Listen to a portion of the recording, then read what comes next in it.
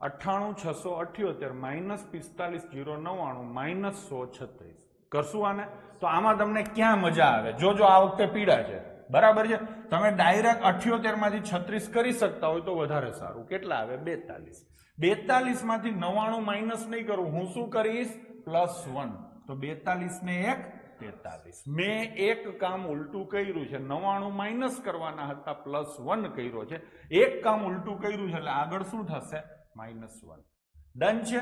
હવે 86 માંથી 1 જાય તો 85, 85 માંથી 50 જાય તો 35. બરાબર છે. ચલો, થઈ ગયું કે નહીં? હવે આગળ લઈશું. 9, 9 માંથી 4 જાય તો 5, 5 માંથી 1 જાય તો 4. તો જવાબ શું આવશે? 435 43. ભાઈ બરાબર છે. ચલો એના પછીનો ક્વેશ્ચન લઈશું. આ કેટલા? સોરી, આ ભાગ રહ્યો એ આ બાજુ આવશે એટલે પ્લસ થશે અને આ ભાગ સામે જશે એટલે માઇનસ થશે. થશે ને? તો હું શું કરું છું? આખું આમ માઇનસની નિશાની મારી દઉં છું અને અહીંયા શું કરી દઉં? Equal to question mark. Done. ચલો કરીએ. 12 ને 2, 14 માંથી 14 જાય તો 0 0 અને પોઈન્ટ આવશે. હવે બાળકો આ 95 છે, આ 58 છે અને આ 92 છે. જોજો હરખી રીતે. કૃષ્ણાબેન, કયા બબે આંકડા લઉં છું ધ્યાનથી જોશો, ભૂલ થશે જવાબ ખોટો આવશે.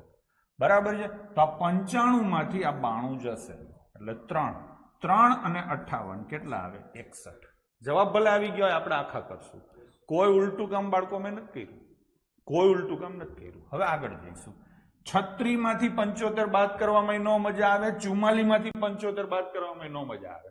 તો 36 અને 44 નો સરવાળો કરો, 80 અને 80 માંથી 75 જાય તો 5.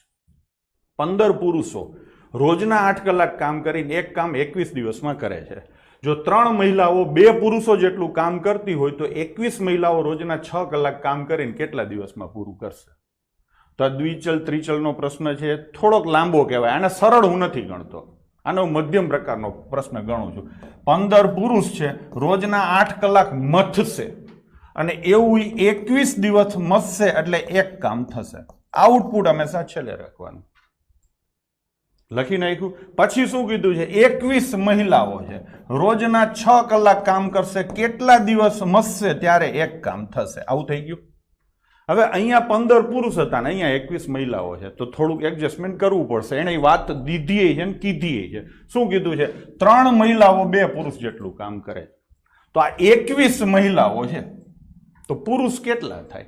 3 એ 2 તો 21 કેટલા? 14 પુરુષ થાય. તો આ 15 પુરુષ છે, અહીંયા કેટલા કરવાના? 14. તો આ એક કામ કરશે, આ એક કામ કરશે તો આના બરાબર આ થશે, તો આના બરાબર આ લખવાનું થાય.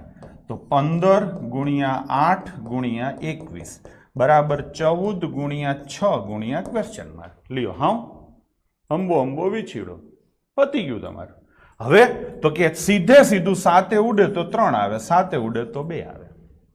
હજી તો કે 3 ઉડે તો 2 આવે, 2 દુને 4, 4 ઉડે તો 2.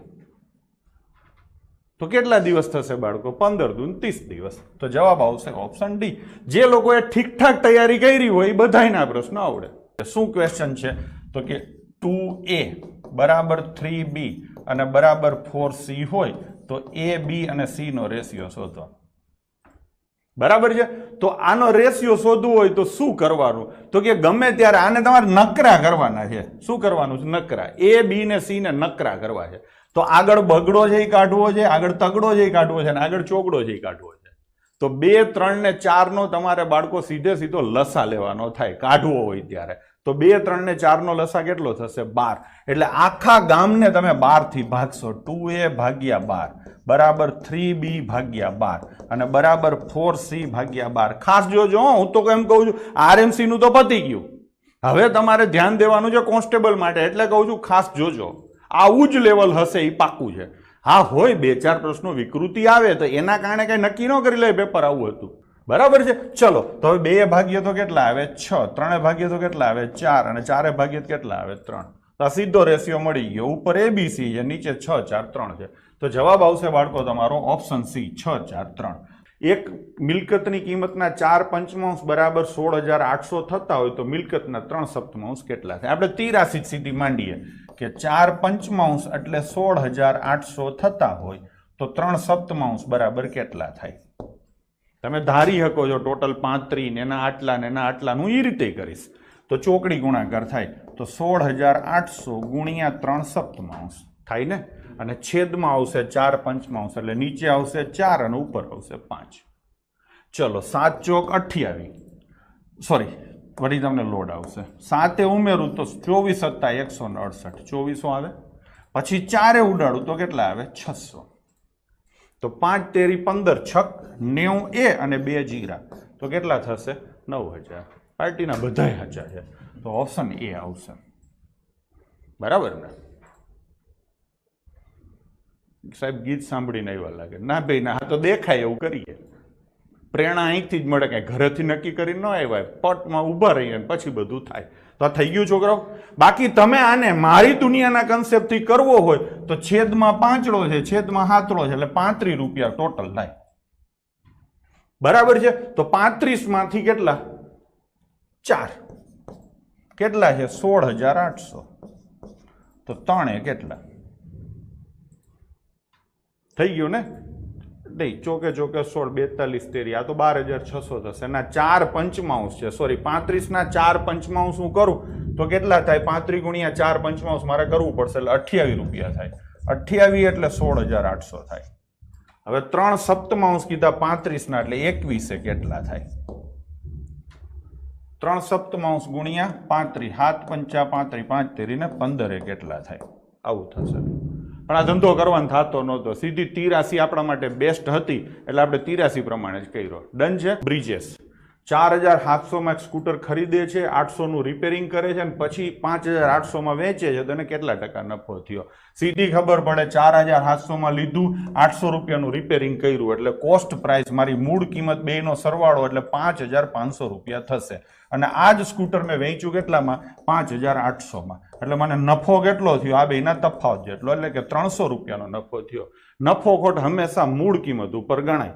તો 300 નો નફો મને 5,500 ઉપર થયો, તો 100 કેટલા? આ સીધો આવી ગયો જવાબ. તો હિસાબ કરશું આપણા 0 0 જાય. 5 ઉડે તો બાળકો 20 અને 5 ઉડે તો બાળકો 11. તો 20 તેરી 60 છેદમાં 11% થાય. આને મિક્સમાં કન્વર્ટ કરું તો 11 5 55 ને 5, તો 5.5 છેદમાં 11% નફો થશે. તો વાજબી પ્રશ્નો છે. અહીંયા થોડુંક એને શું કર્યું છે? કેલ્ક્યુલેટિવ આપ્યું છે. તો જવાબ આવશે ઓપ્શન સી. આ થોડું કપાઈ ગયું છે, બાકી છે 5.5 છેદમાં 11. એક ઘડિયાળની કિંમત પહેલા 30% વધારી, પછી 10%ના ક્રમશઃ 2 વળતર આપ્યા, તો ઘડિયાળના વેચાણ ઉપર કેટલો નફો નુકસાન થાય? તો આને હું થોડોક મધ્યમથી થોડોક ઉપરનો પ્રશ્ન ગણું છું, કેમ કે 3 વાર ટકા ઠપકાઈ રહ્યા. 2 વાર હોત ને તો મધ્યમ લેત. અહીંયા એને 3 વાર દીધા છે, તો મધ્યમથી થોડોક ઉપર લઈ. પહેલા 30% વધાર્યા, પછી 10% અને 10%ના 2 ડિસ્કાઉન્ટ આપ્યા. ક્લિયર છે? તો પેલા આ હિસાબ કરી લેવાય. -10 ને માઇનસ પ્લસ 1 થાય. 10 ગુણ્યા 10 હું મોઢે કરું છું, પછી શાંતિથી બીજી રીતે કરાવું છું, તમે સમજી શકો એ રીતે. આ જેને મહેનત વ્યવસ્થિત કરી છે એના માટે છે. -10 માઇનસ પ્લસ 10 ના 10 એટલે આ થઈ ગયું. તો આ સીધે સીધો હિસાબ કરો તમે તો 19% થાય. -19. હવે આનો હિસાબ કરીએ. પ્લસ માઇનસ તો ત્રીજું સ્ટેપ આવે માઇનસ. 2 નો ગુણાકાર ભાગ્યા 100, એટલે 2 નો ગુણાકાર થાય 570 ભાગ્યા 100, એટલે 5.7 આવે. તો 30 માંથી 24 જાય એટલે 6, અને 6 માંથી 0.7 જાય એટલે 5.3% નો નફો થશે. તો ક્યાં છે ભાઈ? Option B. જેને પેપર મોકલાયું છે એનો આ પ્રશ્ન સાચો છે. ટૂંકમાં એ પાર્ટી પ્રો લેવલે છે, પાયામાં નથી. થઈ ગયું? હવે આને આપણે કાયદેસર કરવો છે, તો સમજીને કરીએ. ગમે ત્યારે છોકરાઓ ટકાની વાત હોય ત્યારે આપણે 100 લઈને દાખલો ગણીએ. મારી દુનિયા પ્રમાણે ગણવો છે તો હું કહી શકું કે ઘડિયાળ ધારો કે મેં 100 રૂપિયાનું લીધું, અમદાવાદથી લઈને આવી ગયો ગાંધીનગર, ભોંયરામ બેઠો જાઉં, પછી હું શું કરીશ તો કે ભાવ વધારીશ, એટલે ટેગ ઊંચો કરીશ, એટલે 30% ભાવ વધાર્યો, એટલે કેટલા રૂપિયા? છાપેલી કિંમત રાખી 130. તમે દુકાનમાં આવો તો હું એમ તો તમને ન જ કહું કે 100 નું ઘડિયાળ છે, તો તમને ખબર પડી જાય હું કેટલા કમાવું છું. એટલે મેં શું કર્યું? 130 રૂપિયાની ટેગ મારી. તમે મારી દુકાનમાં આવ્યા એટલે મેં તમને કીધું ભાઈ હું તમને 10% વળતર આપીશ. તો તમે જે ભાવ દેખાતો હોય એના ઉપર 10% ગણો એટલે સીધે સીધા 13 રૂપિયા માઇનસ થાય. 130 ના 10% 13 થાય. તમે કરી શકો એટલે ઘડિયાળ તમને મળશે 117 નું. હું બિલ બનાવતો તો 117 રૂપિયાનું અને ત્યાં તમે કંઈક મારી યાર બીજી ઓળખાણ કાઢી એટલે આપણે કંઈક ટૂંકમાં ઓળખાણ નીકળી. મેં કીધું સારું હાલો બીજું 10%નું ડિસ્કાઉન્ટ આપીશ પણ એ આના ઉપર. તો 117 ઉપર પાછું 10%નું ડિસ્કાઉન્ટ આપો આના 10% એટલે 10મો ભાગ તો 11.7 રૂપિયા બીજા તમને ડિસ્કાઉન્ટ મળે. હવે હિસાબ જોજો, સરવાળા બાદબાકી હું કેમ કરું છું ખાસ જોજો. દરેક દાખલામાં ઓછામાં ઓછા 2 વાર તમારે સરવાળા બાદબાકી આવે છે. તો 117 માંથી 11 જાય એટલે 106 આવે. 106 માંથી 0.7 જાય તો 105.3 આવે. તમે જતા રહ્યા પછી મેં હિસાબ કર્યો કે 100 માં આવ્યું હતું ને 105.3 માં વેચ્યું તો મને નફો કેટલો થયો? 5 રૂપિયા ને 30 પૈસાનો. તો એ સીધે સીધા ટકા થઈ ગયા. 100 ઉપરનો ધંધો હતો. એટલે એક વિશાળ ટેન્ક છે, નાની મોટી નથી, વિશાળ ટેન્ક છે ને ભરવામાં પાઇપ એ ને 60 કલાક થાય છે અને પાઇપ બી ને 40 કલાક થાય છે. પેલા અડધા સમય માટે પાઇપ બી ચાલુ રાખવામાં આવે છે અને બાકીના અડધા સમય માટે બંને પાઇપ ચાલુ રાખવામાં આવે તો કુલ કેટલા સમયમાં ટાંકી ભરાઈ જશે? આ પ્રશ્ન મારી દ્રષ્ટિએ અઘરાથી વિકૃત અથવા વિચિત્રની વચ્ચે ક્યાંક આવે. હા, વિચિત્ર એને કહેવાય કે જે લગભગ કોઈથી ન થાય. આ હું એમ નથી કહેતો કે લગભગ કોઈથી ના થાય એવો છે, પણ જેને કહેવાય ને કે સવારથી સાંજ સુધી નકરું ગણિત જ કર્યું હોય નહીં કરી શકે. તો આ અઘરાથી વિચિત્ર પ્રકારનો પ્રશ્ન છે. નોર્મલ તમને એમ લાગે કે સાહેબ આમાં નવું શું છે? એને એમ કીધું છે પેલો અડધો સમય અને પછી અડધો સમય, એટલે થોડુંક સમજવામાં છોકરાઓ થાપ ખાઈ જાય. આમાં જો એને જવાબ ટીક નથી કર્યો. જોયું તમે? એટલે આ ઓલો જે કટ્ટર બીકેપીએન રહ્યો ને એના અહીંયા તો રામ રમી જ ગયા છે. ચલો કરશું આપણે આપણી સ્ટાઇલ પ્રમાણે ચાલુ. પાઇપ એ ને 60 કલાક થાય છે અને પાઇપ બી ને 40 કલાક થાય છે. એટલે આપણે શું કરીએ બાળકો? 60 અને 40 નો લસા લઈએ. આપણે એવું કહીએ કે 120 લીટરની પાણીની ટાંકી છે. વિશાળ ટાંકી કરવી હોય તો 12,000 લીટરની કે 1,20,000 લીટરની કરી શકાય છે, પણ આપણે 120 લીટર રાખીએ છીએ. થઈ ગયું?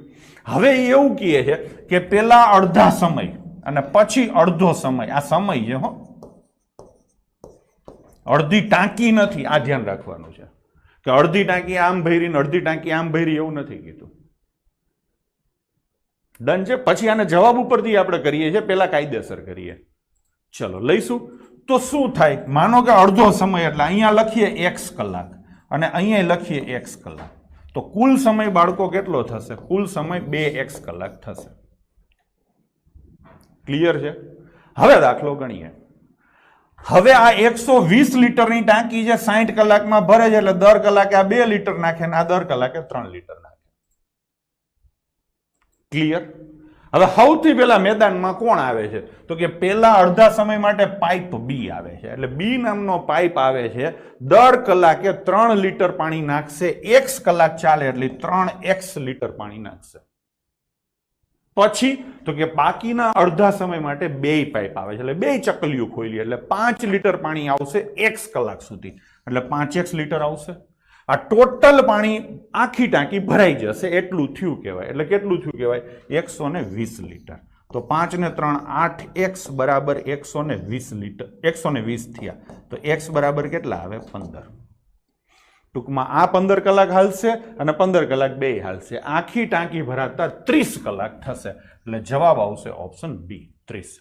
5 સભ્યોની એક સમિતિ બનાવવી છે. 6 પુરુષ છે અને 5 મહિલા છે. એમાંથી 3 પુરુષ અને 2 મહિલાની સમિતિ કેટલા પ્રકારે બનાવી શકાય? તો સીધી વસ્તુ છે કે અહીંયા માનો કે ક્લાસમાં 6 પુરુષ બેઠા છે અને 5 બહેનો બેઠી છે. હું એમ કહું હાલો ભાઈ કોઈ પણ 3 પુરુષ ઊભા થાવ, કોઈ પણ 3 પુરુષ ઊભા થાવ, મારે કમિટીમાં લેવા છે. તો કેવી રીતે થશે? 6 માંથી 3 એટલે 6c3. c એટલે માંથી. હજી વાર્તા પૂરી નથી થઈ એટલે ગુણાકાર આવશે. હાલો ભાઈ કેટલી બહેનો? 2 બહેનો ઊભી થાવ. કેટલી બહેનો છે? 5. તો 5 માંથી 2 થઈ ગયું. થોડુંક ટેકનિકલ ગણાય. 6c3 એટલે 6 ગુણ્યા 5 ગુણ્યા 4 થાય અને છેદમાં 3 ગુણ્યા 2 ગુણ્યા 1 થાય. 5ct એટલે 5 ગુણ્યા 4 અને છેદમાં આવશે 2 ગુણ્યા 1. બરાબર છે? તો આ 3 દૂને 6. આ બે ઉડે તો અહીંયા કેટલા આવે 2 5 ચોક 20 આ અને 5 દુ 10 આ 20 ગુણ્યા 10 20 ગુણ્યા 10 કેટલા થશે 200 તો જવાબ આવશે ઓપ્શન ડી